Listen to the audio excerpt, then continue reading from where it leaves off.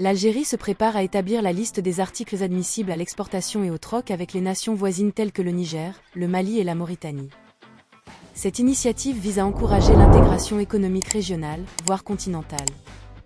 Lors de l'ouverture de la foire de la production nationale, le président de la République a souligné que tout produit répondant aux besoins nationaux pourrait obtenir une autorisation d'exportation ou entrer dans le cadre du troc. Il a demandé des données précises pour éviter tout déséquilibre, surtout pour les articles avec des matières premières importées.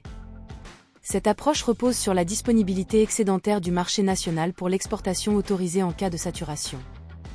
La liste de ces produits sera disponible l'année prochaine, et le troc sera d'abord étendu au Mali et à la Mauritanie.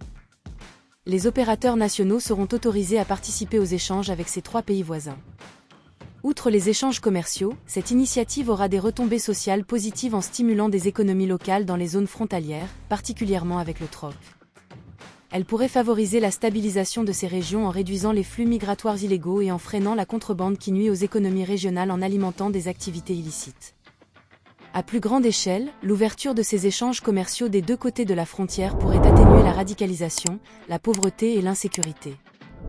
Il s'agit d'une première étape pratique dans les efforts de dynamisation économique des zones frontalières, avec des points de troc déjà en place comme à Ain Ghezam pour le Niger et le lancement de la route Tindouf-Zouérat en Mauritanie. L'Algérie encourage également les producteurs à s'installer dans ses pays voisins ainsi que sur le continent. La finalisation de la route transsaharienne, d'Alger à Lagos, au Nigeria via le Niger, devrait favoriser les échanges, avec la ville de Tamanrasset comme hub pour les produits algériens vers le marché africain. De nouvelles dessertes aériennes seront ouvertes vers des partenaires africains non desservis par Air Algérie, soutenant ainsi les opérateurs économiques algériens.